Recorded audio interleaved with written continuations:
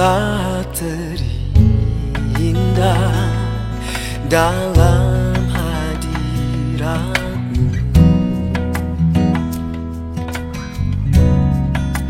rasakan kasih dan anugerah-Mu, Tuhan, mengalir memenuhiku. Itu yang selalu ku rindu, memuji menyembah-Mu, oh Tuhan. Saat indah bersama-Mu, itu yang selalu ku rindu, menikmati Engkau dalam hadirat-Mu.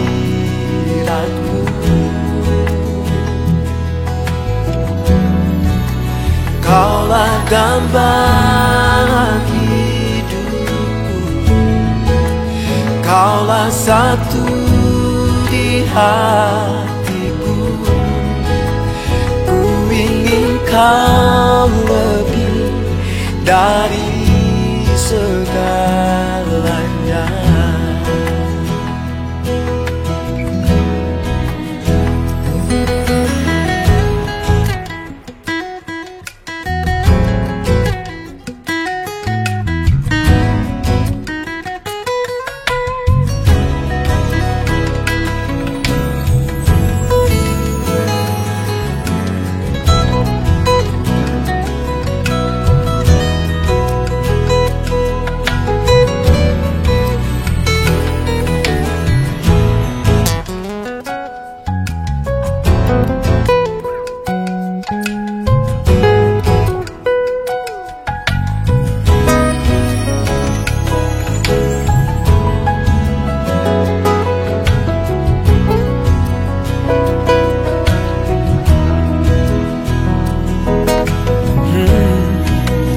Saat indah bersama-Mu, itu yang selalu ku rindu, menikmati Engkau dalam hadirat-Mu.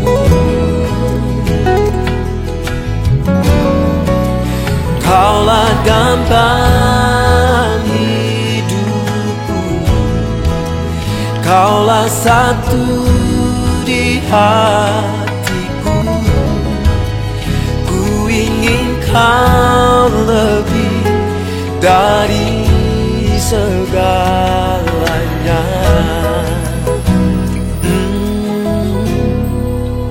Ku ingin Kau lebih dari segalanya.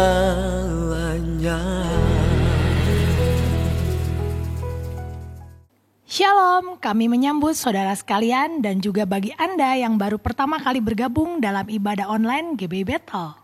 Kiranya saudara sekalian dalam keadaan yang sehat, penuh dengan sukacita dan dalam perlindungan Tuhan. Bagi yang baru pertama kali bergabung dan juga bagi Anda yang rindu untuk didoakan dan dilayani, dapat mengirimkan komen pada kolom chat yang tersedia. Sebelum kita mengikuti ibadah ini, mari kita berdoa.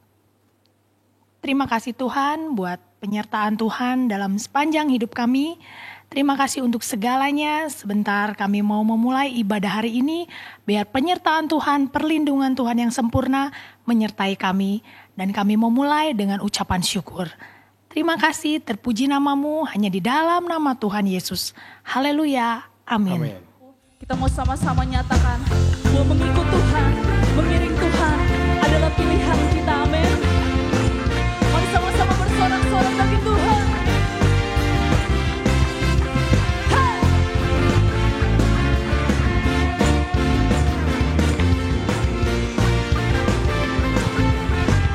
Mari nyatakan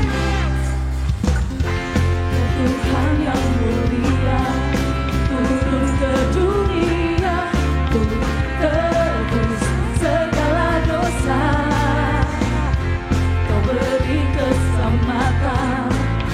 beri kesempatan, kasih-Mu mengubahkan.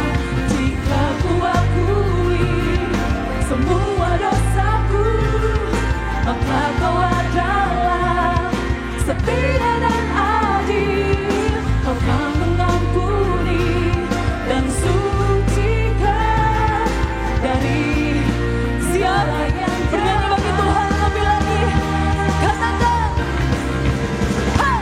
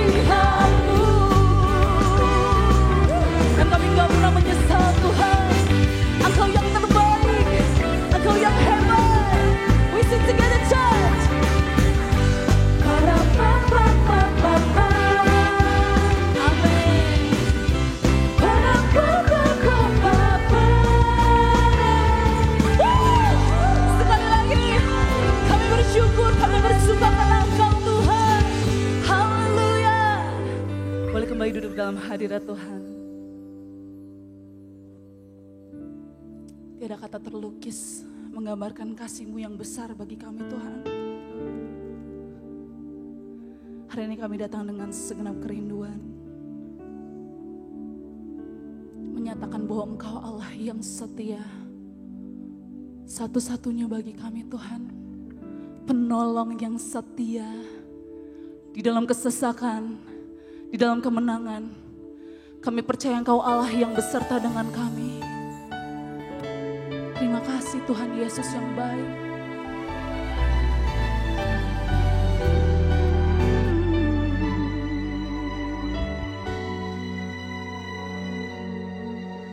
Saat ku dalam kesesakan dan tak ada jalan keluar, hilang semua pengharapan dan ku tak mampu sendiri. Lelah hadapi semua bebanku, sampai kapan ku harus bertahan, hilang semua pengharapan dan ku tak mampu. Ini yang kami tahu Tuhan. Kami mau angkat tangan kami. Ajar aku untuk berserah dan percaya bahwa Engkau penolongku yang setia. Tak Kau biarkan ku berjalan sendiri. Kau Bapa yang sangat baik. Kaulah Yesus yang setia. Berikan tepuk tangan buat Tuhan. Kau terlalu baik Tuhan Yesus. Terima kasih.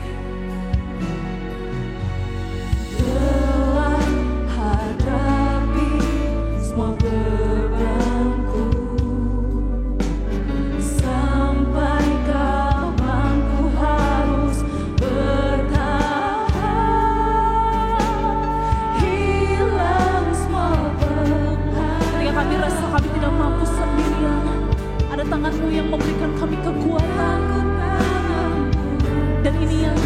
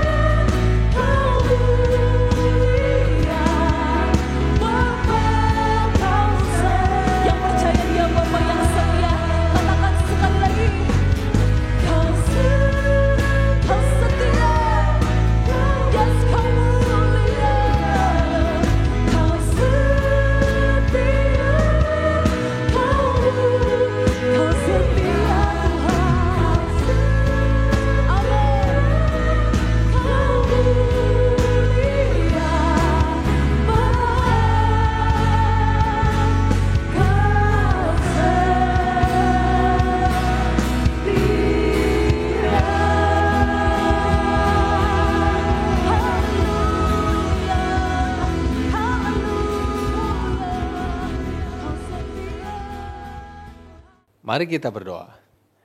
Tuhan Yesus, terima kasih, kami mengucap syukur penyertaan-Mu yang begitu sempurna, perlindungan-Mu.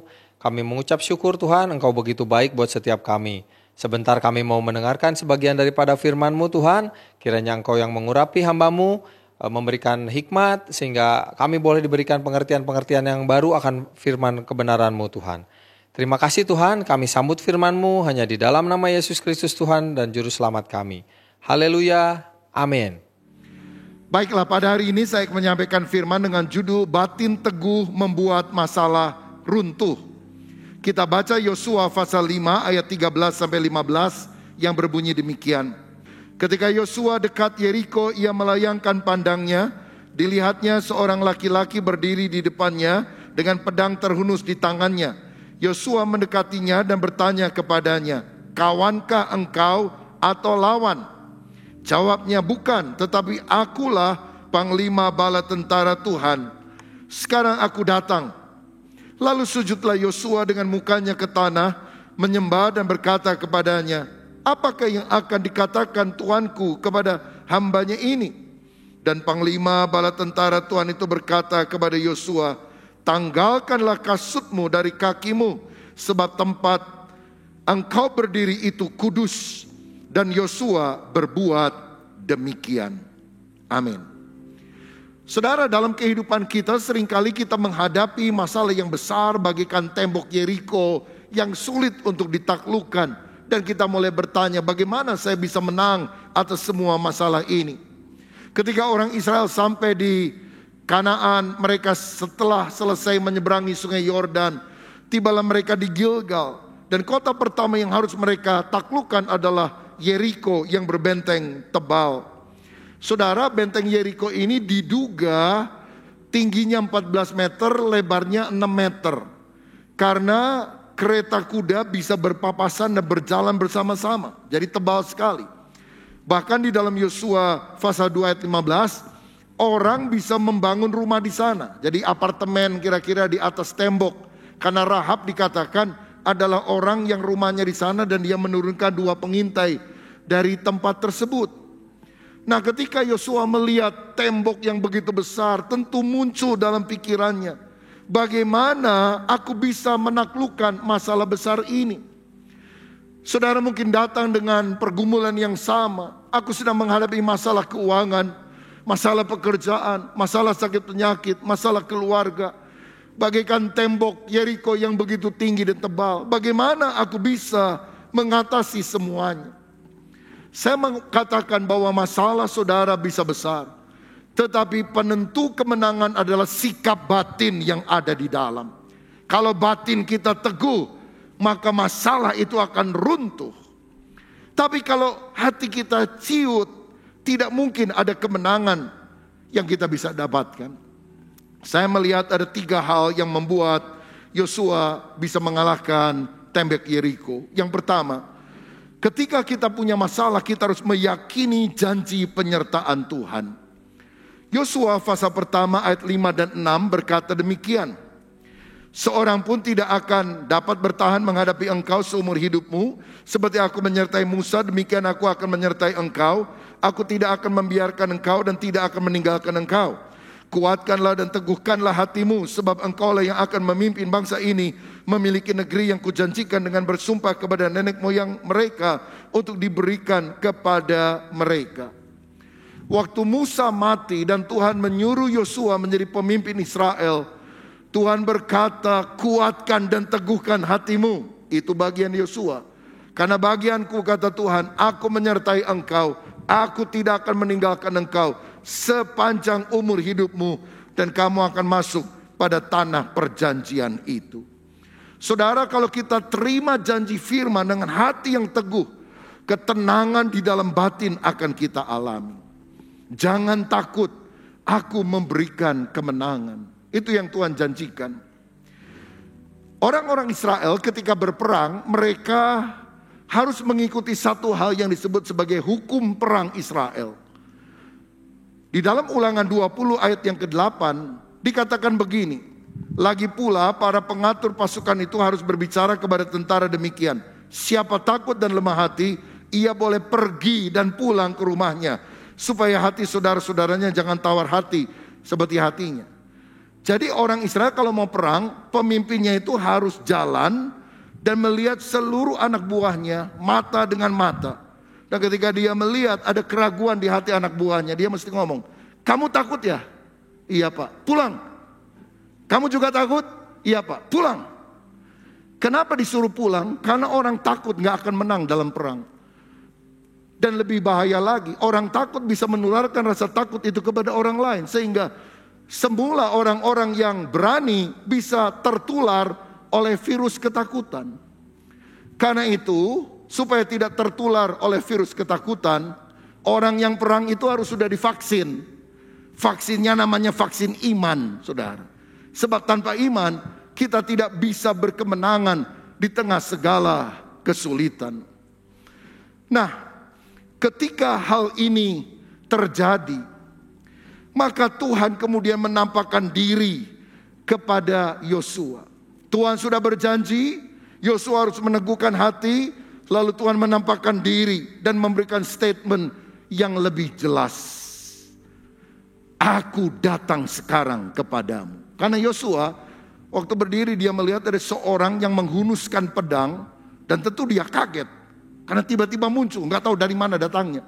Jadi pertanyaannya, kamu lawan atau kawan? Yosua ini orang berani, saudara sekalian. Jadi waktu ditantang oleh orang yang pegang pedang, dia nggak gentar sedikit pun. Dia bilang, "Kamu lawan atau kawan?" Tapi orang ini bilang, "Bukan, aku ini panglima bala tentara Tuhan. Aku datang sekarang dengan pedang yang terhunus, siap mengalahkan musuhmu orang Yeriko, karena kejahatan orang Amori sudah genap." Nah, saudara sekalian, di sini Israel diminta untuk menjadi pedang Tuhan yang membawa hukuman bagi orang tidak percaya. Karena dalam Kejadian pasal yang ke-15, Tuhan pernah ngomong begini kepada Abraham, "Nanti keturunanmu yang banyak itu akan jadi orang yang dianiaya, jadi budak di negeri asing selama 400 tahun. Tetapi kemudian aku akan melepaskan mereka, kamu akan kembali ke tanah Kanaan ini setelah keturunan keempat. Karena sebelum itu kedurjanaan orang Amori belum genap." Artinya saudara, kejahatan kelihatannya dibiarkan berkembang. Belum waktunya Tuhan untuk menghukum. Tapi Tuhan bilang, "Aku akan menghukum setelah puncaknya, setelah klimaksnya itu akan terjadi."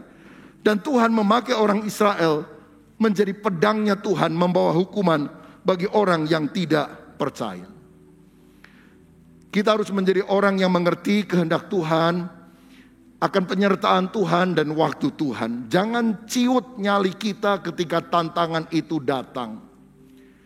Saya lihat kalau ada ayam aduan, saudara, dia pernah kalah, dipatokin sama ayam yang lain. Lalu kemudian minggu depan dia diaduin lagi sama ayam berikutnya. Belum sampai bertempur, dia udah lari, dikejar-kejar sama ayam lawannya itu. Kenapa? Hatinya udah ciut. Orang yang hatinya ciut gak akan menang. Karena itu mendingan wajah preman tapi hati beriman, daripada wajah security tapi hati Hello Kitty. Kalau orang hatinya kecil Hello Kitty gak akan pernah berkemenangan. Ada orang mesti dioperasi, saudara mesti dibius supaya tidak terasa sakit waktu operasi. Setelah dibius sama dokter masih tetap seger, siuman, wah kuat juga nih orang, ditambah dosisnya, suntik lagi, masih kuat. Dokter bingung, aduh diapain ini dia, kok melek terus nih orang. Lalu dia bilang, "Suster tolong ambilkan bon pembayarannya ya di bagian admin." Lalu ditunjukin sama orang yang mau dioperasi, "Kamu tahu nggak, setelah saya operasi kamu mesti bayar sekian puluh juta. Wah kaget orang itu, langsung pingsan saudara-saudara. Nah kadang-kadang kita ini begitu melihat apa yang harus kita hadapi di depan, udah pingsan duluan. Tuhan bilang, "Percaya, aku menyertai engkau." Untuk itulah Tuhan menampakkan diri dalam wujud malaikat Tuhan. Nah dari sini saya mau katakan bahwa alam roh itu adalah sesuatu yang real. Memang ada alam nyata yang bisa dilihat dengan mata jasmani, tapi ada alam roh yang tidak bisa dengan mata jasmani. Tetapi walaupun alam roh, Tuhan, malaikatnya tidak bisa dilihat dengan mata jasmani, dengan iman kita tahu bahwa alam roh itu benar-benar nyata. Karenanya mengapa doa itu menjadi sesuatu yang penting? Karena itu berarti melibatkan Allah dan pasukan malaikatnya untuk mengalahkan roh-roh jahat yang berusaha menyerang kita. Karena malaikat juga Tuhan berikan untuk menjadi pelindung bagi umat yang percaya. Mazmur 34 ayat 8 berkata, malaikat Tuhan berkemah di sekeliling orang-orang yang takut akan Dia, lalu meluputkan mereka. Tahukah saudara, orang yang percaya dikitari oleh malaikat Tuhan yang berjaga-jaga atas hidup kita. Saya teringat ada seorang penginjil yang namanya John Patton dan istrinya yang pernah melayani di satu negara namanya New Hebrides. Sekarang namanya Vanuatu, saudara, negara di Kepulauan Pasifik. Nah, ketika dia memberitakan Injil di sana, orang-orang di sana adalah orang-orang kanibal yang suka makan orang. Dan satu kali rumahnya yang kecil itu dikepung oleh begitu banyak orang kanibal yang siap membunuh. Keduanya suami istri ini sudah berlutut dan berkata, Tuhan, kalau ini akhir hidup kami, terimalah kami ya Tuhan. Tiba-tiba itu orang-orang kabur, lari semuanya ke hutan. Kemudian penginjil ini melakukan pelayanannya terus. 1 tahun kemudian ada orang yang bertobat. Dan kemudian orang ini bilang, tahukah kamu bahwa saya adalah orang yang akan membunuh kamu tahun yang lalu? Oh ya, saya ingat. Tapi kenapa kamu lari berantakan begitu? Karena ternyata tiba-tiba kami lihat di rumah kamu itu banyak sekali orang tinggi besar, pakai pedang yang menyala-nyala, jumlahnya puluhan. John Patton bilang, saya hanya berdua dengan istri. Kamu salah lihat. Oh tidak, karena kami puluhan orang yang mau bunuh kamu semuanya lihat hal yang sama. Dan itu adalah malaikat Tuhan yang dikirim untuk melindungi orang yang benar, yang masih ada tugas yang Tuhan percayakan kepada dia. Saudara, penampakan malaikat Yahweh ini kepada Yosua memberikan ketenangan di dalam batinnya. Tapi ini lebih daripada sekedar malaikat biasa seperti Gabriel, Mikael dan sebagainya. Ini adalah malaikat Yahweh. Saudara, Tuhan itu sebelum dia datang ke dunia sebagai manusia yang kita kenal namanya Yesus, dia itu memiliki sifat kekal. Dia selalu ada. Dan dalam masa perjanjian lama, dia sudah beberapa kali mengunjungi dunia ini. Walaupun hanya sebentar-sebentar. Menampakkan diri, hilang. Menampakkan diri, hilang. Kepada Abraham, Tuhan menampakkan diri sebagai seorang pengelana yang berjalan mendekati kemahnya. Kepada Yakub, Tuhan pernah menampakkan diri kepada orang yang bergulat di tepi sungai Yabok. Tetapi kepada Yosua, Tuhan menampakkan diri sebagai panglima bala tentara Allah. Dan ini bukan sekedar malaikat biasa. Ini adalah teofani atau kristofani. Tuhan yang menampakkan diri sebagai malaikat atau sebagai manusia. Apa bedanya malaikat biasa dengan malaikat Tuhan atau Tuhan sendiri yang datang? Poin yang paling penting adalah menerima penyembahan atau tidak. Kalau malaikat biasa nggak mau disembah. Dia bilang, jangan sembah aku adalah pelayan sama seperti kamu. Tapi kalau Tuhan, dia menerima penyembahan. Walaupun Tuhan tidak bisa kita lihat dengan mata jasmani, saya mau bilang, Tuhan itu benar-benar ada. Dia hadir dalam hidup kita. Dia membela saudara dengan pedang yang terhunus dan siap mengalahkan setiap tantangan yang ada menghadang kita jika kita berada di pihak Tuhan. Saya yakin hari ini pun Tuhan sanggup mengutus malaikatnya untuk memberi kemenangan kepada saudara. Nah, peristiwa penglihatan ini terjadi ketika Yosua sedang mengamat-ngamati tembok Yeriko yang sulit untuk ditembus. Waktu dia lihat tembok Yeriko dan dia berpikir, gimana ya kita bisa masuk? Panglima bala tentara Tuhan datang. Dan akhirnya Yosua mengalihkan pandangan bukan kepada tembok Yeriko, tapi kepada Tuhan. Tuhan mau katakan kepada Yosua dan juga kepada kita, kalau engkau menghadapi masalah, jangan pandangi masalahmu yang besar, tapi pandanglah Tuhan yang lebih besar dari semua masalah yang ada. Tuhan yang akan memberikan kemenangan. Engkau pandangi terus itu tembok, engkau akan jatuh, engkau akan takut, engkau akan runtuh. Engkau pandang aku, Tuhan yang besar, imanmu akan bangkit dan engkau akan mengalahkan segala lawanmu. Bolehkah kita mempelajari kekuatan dan kelemahan lawan? Bolehkah kita membuat rencana dan strategi untuk mengatasi masalah kita? Tentu boleh, lakukan bagian kita. Tetapi ingatlah, kemenangan itu berasal dari Tuhan. Tetap pegang janji Tuhan. Dia menyertai kita, tidak pernah meninggalkan kita sampai selama-lamanya. Yang kedua, bagaimana supaya kita bisa mengalahkan tembok Yeriko yang besar itu? Seperti Yosua, kita harus menguduskan diri di hadapan Tuhan. Alkitab berkata ketika Yosua melihat panglima bala tentara itu, sujudlah dia sampai ke tanah. Saudara, tanah itu tentu kotor dan Yosua itu panglima tertinggi bangsa Israel. Dia nggak takut, saudara-saudara. Dia siap untuk melawan kalau itu adalah musuhnya.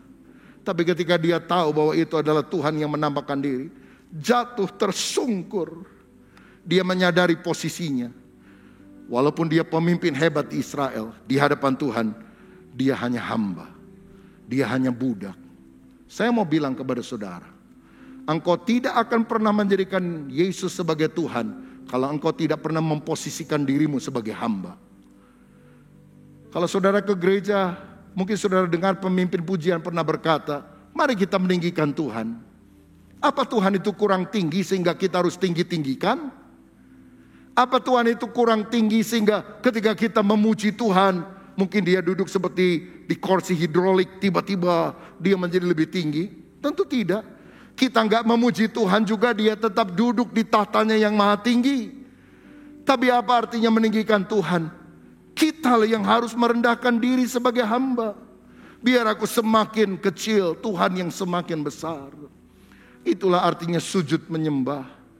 Engkau boleh terkenal, punya jabatan, uangmu banyak, karirmu melaju.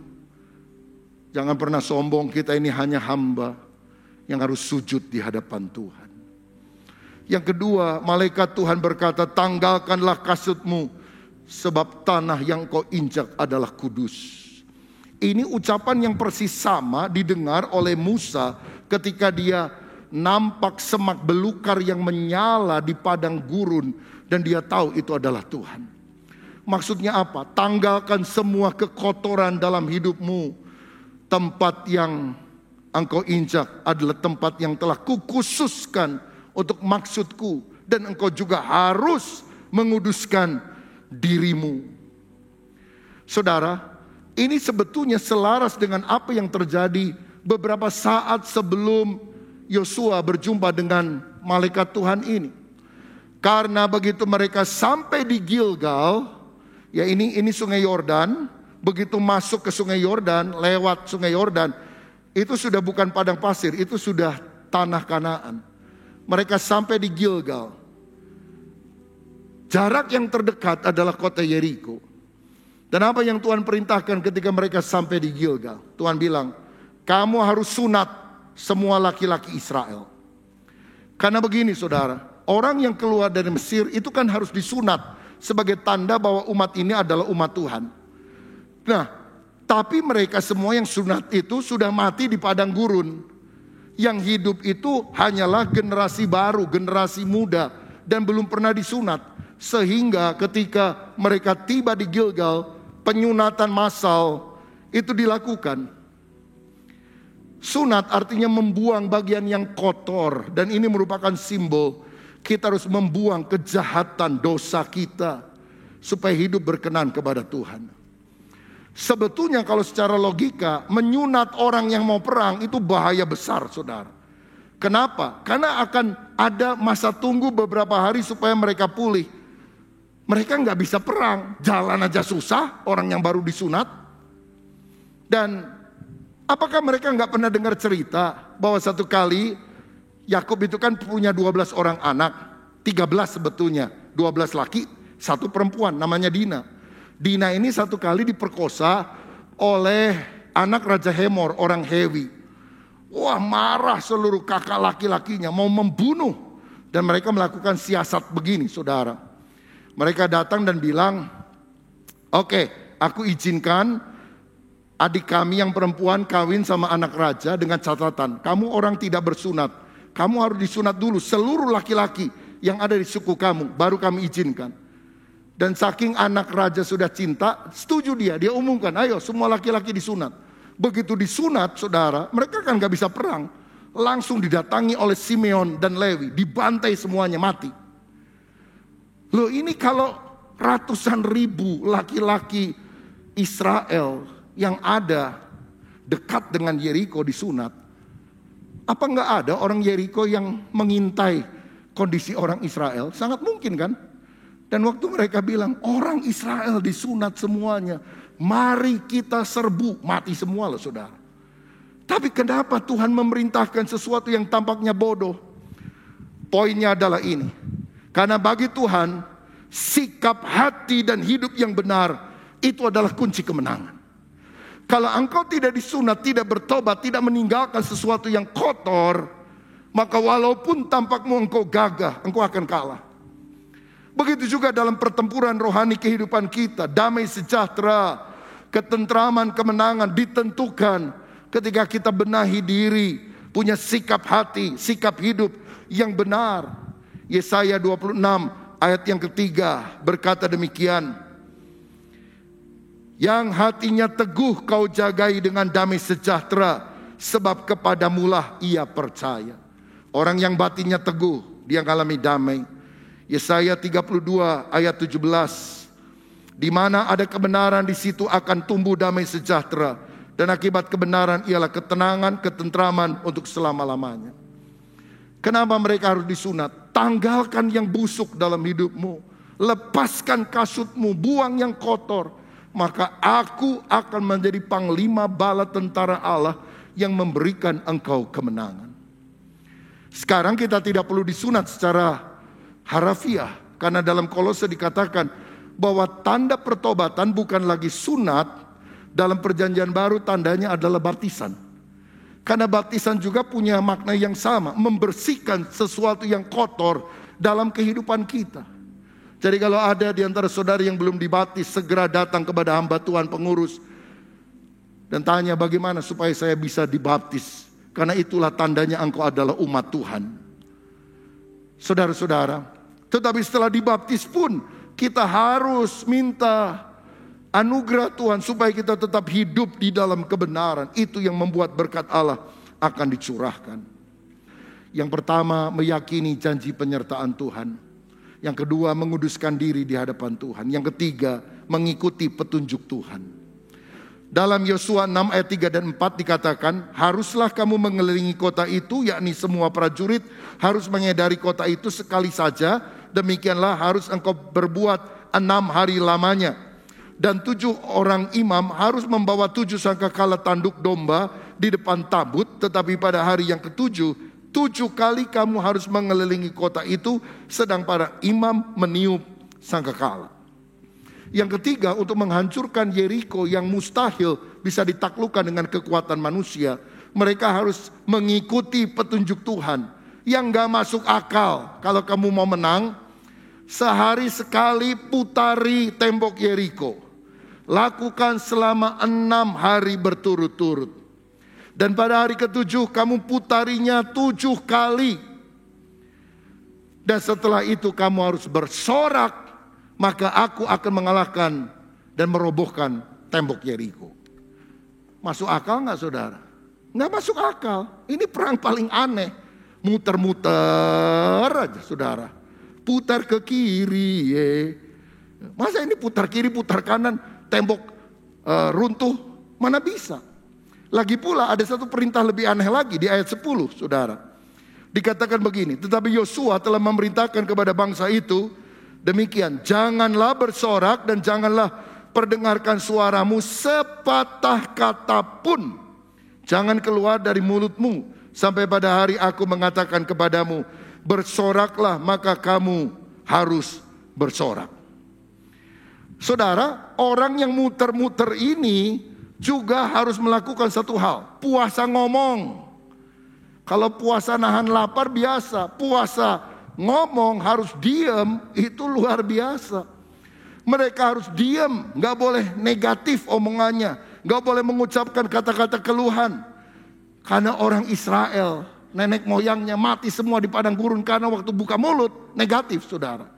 Mereka juga harus tahan diri sampai diperintahkan untuk bersorak. Saudara bisa bayangkan kalau misalnya kita di tembok Yeriko dan itu Israel kelilingi sekali. Orang Yeriko gentar juga loh saudara. Karena mereka dengar ini orang Israel, Allahnya bisa belah laut, bisa belah sungai. Begitu diputarin, hati-hati. Rupanya mereka cari kelemahan kita di mana, pintu mana yang bisa kita masuki, jaga semuanya. Begitu muter, loh kok pulang? Apa gak heran mereka? Oh mungkin ini siasat. Ayo besok hati-hati lagi. Muter lagi, loh kok gak nyerang? Hari ketiga muter lagi, loh kok gak nyerang? Lama-lama di atas bilang, beraninya cuma muter. Kalau muter-muter mah gak apa-apa lah. Kita juga jadi lebih tenang saudara. Jadi kalau ada orang Yeriko keturunan dari Sunda, dia akan lihat ketika orang muter lagi besoknya lalu balik, dia teriak, sakali deui, oi. Itu saudara. Besoknya ngomong lagi, sakali deui, oi. Karena cuma muter doang. Kalau ada televisi yang meliput, disorot, orang muter-muter. Komentarnya apa? Inilah pertempuran dari orang-orang gila. Karena semuanya cuma muter-muter, dia pikir dengan muter bisa menang. Aneh mana bisa. Kalau orang Sunda lagi ngomong, nanaunan sia teh, gelo. Kira-kira begitu saudara. Saya mau bilang gini, itu makian, olokan akan datang. Tapi orang Israel mesti tahan diri. Kalau mereka terpancing emosi, marah, kalah loh saudara. Yosua bilang, jangan ngomong, tahan diri. Dikatain apa, kata-kata kasar, disebut anjing, disebut apa saja, diam. Saya mau bilang, salah satu senjata untuk kita menang, diam. Kalau istrimu di rumah lagi ngomel-ngomel, cerewet dan sebagainya, supaya rumah tanggamu gak pecah berkemenangan, kuncinya apa? Diam. Kalau suamimu galaknya lagi muncul, ibu-ibu apa yang kau harus lakukan? Diam. Engkau buka bicara, buah, perang terjadi. Ada senjata yang luar biasa, diam. Orang jelek-jelekin saudara, netizen olok-olok saudara. Kalau engkau tahu engkau berada di pihak Tuhan, di pihak yang benar, diam. Sampai Tuhan bilang, sekarang kamu bicara. Bukan cuma bicara, bersorak. Sebab aku akan memberikan kemenangan kepadamu. Oh ini kunci loh saudara. Ada orang mulutnya itu gak bisa dikekang terus. Ngomong gak ada isinya, gak ada kemenangan. Be still and now that I am God. Diamlah dan ketahuilah akulah Tuhan. Jemaat ini juga orang Israel harus ulet keliling 7 hari. 6 kali, masing-masing sekali selama 6 hari. Hari ke-7, 7 kali. Jadi 13 kali, terus muter. Tuhan ajarkan di tengah kesulitan kita untuk ulet mengikuti apa yang Tuhan suruhkan kepada kita. Dan ayat 20, lalu bersoraklah bangsa itu sedang sangkakala ditiup. Segera sesudah bangsa itu mendengar bunyi sangkakala, bersoraklah mereka dengan sorak yang nyaring, maka runtuhlah tembok itu.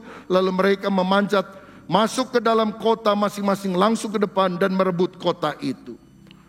Saudara, setelah 13 kali mengitari, Tuhan bilang, sekarang bersorak.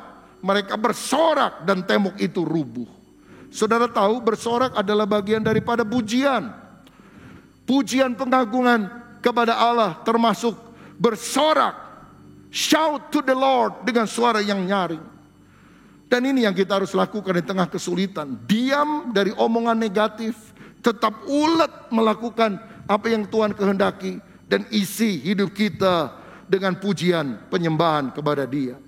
Ini yang dilakukan oleh Abraham ketika dia nggak punya anak, 100 tahun umurnya, Sarah 90 tahun. Orang mungkin ada yang mengejek, mana katanya punya anak.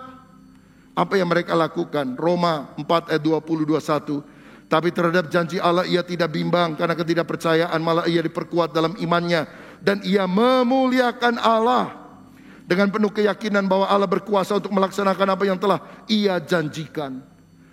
Kalau saudara mau buka mulut untuk memuliakan Allah di tengah kesulitan, puji Tuhan, muliakan Dia, sembah Dia, agungkan Dia. Sebab kalau saudara nggak isi dengan pujian, yang keluar itu kata-kata kekhawatiran. Tapi kalau engkau berkata Tuhan besar, Tuhan dahsyat, Tuhan luar biasa, maka pujian itu akan menghancurkan segala ketakutan. Kalau orang tanya, katanya ada mujizat, katanya ada pertolongan Tuhan, mana mujizatnya? Percaya dan jawab begini, mujizat saya on the way, sedang dalam perjalanan. Satu hal lain saya lihat di sini. Mereka disuruh bersorak. Bersorak itu setelah temboknya runtuh atau sebelum temboknya runtuh? Sebelum, belum ada mujizat. Tapi mereka bersorak. Itu tanda orang beriman. Mazmur 37 ayat 4. Dan bergembiralah karena Tuhan, maka Dia akan memberikan kepadamu apa yang diinginkan hatimu. Gembira dulu, baru keinginan kita terlaksana. Mana yang lebih betul? Bersyukur dulu baru mujizat datang, atau mujizat mesti datang duluan baru bersyukur? Bersyukur atau mujizat datang? Mana yang lebih dulu? Bersyukur. Syukur walaupun belum lihat mujizat. Memuliakan Allah, jangan ngomel. Bukan karena saudara sudah punya banyak duit maka saudara bersyukur. Tapi kalau engkau banyak bersyukur, Tuhan juga akan menyediakan berkat dalam hidup saudara. Bukan karena penyakitmu sudah sembuh maka engkau bersyukur. Tapi kalau engkau banyak bersyukur, hati gembira menjadi obat yang manjur dan engkau akan disembuhkan oleh Tuhan. Jangan banyak ngomel. Aduh, punya istri, cerewetnya luar biasa. Bersyukur punya istri. Ada orang pengen punya istri, gak punya istri sampai sekarang. Aduh, ini anak-anak ribut pisan, bangor pisan.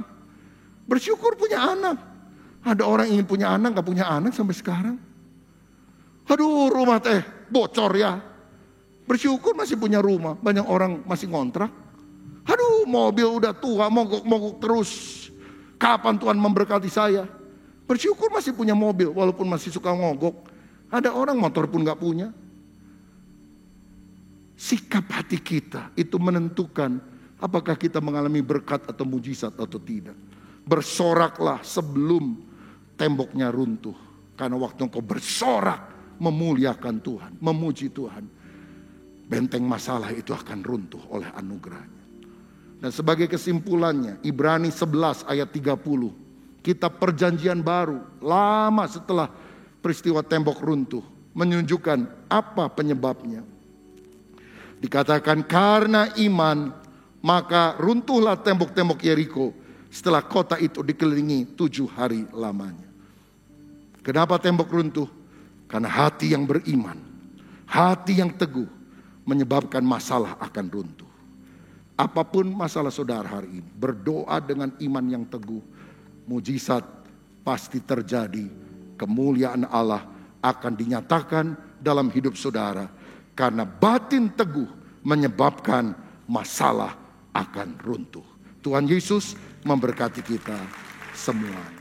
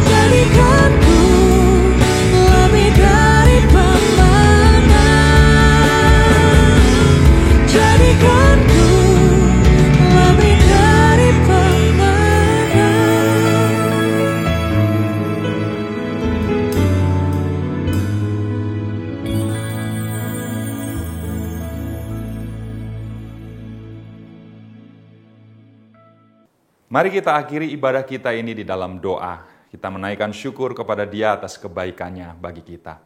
Bapa Surgawi, terima kasih karena ibadah ini Tuhan pimpin, Tuhan sertai dari awal sampai pada akhirnya. Terima kasih untuk setiap pujian yang kami naikkan kepadamu. Terima kasih untuk firman-Mu yang sudah Engkau perdengarkan bagi kami. Engkau juga menerima persembahan kami. Biarlah semuanya menjadi sesuatu yang berkenan di hadapan Tuhan. Tuhan, kami mengakhiri ibadah kami ini Tuhan, dengan memohon berkat-Mu turun atas setiap kami. Kekasih-kekasih Tuhan, terimalah berkat dari Allah Bapa Surgawi, kasih sayang dan karunia dari Tuhan kita Yesus Kristus, persekutuan dan pengurapan yang baru dari Roh Kudus, berkat Allah Tritunggal yang kami terima hanya di dalam nama Tuhan Yesus Kristus. Semua kita yang percaya dan diberkati, mari katakan, amin. Tuhan memberkati kita sekalian, sampai berjumpa lagi.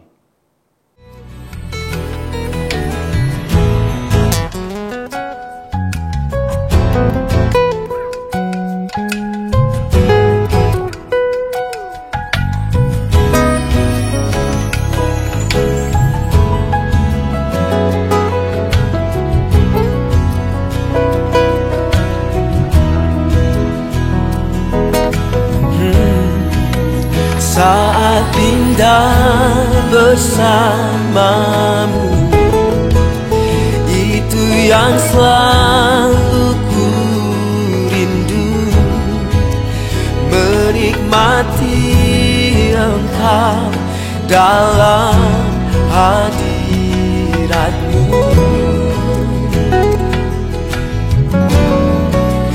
Kaulah dambaan hidupku, Kaulah satu di hatiku. Ku ingin Kau lebih dari segalanya.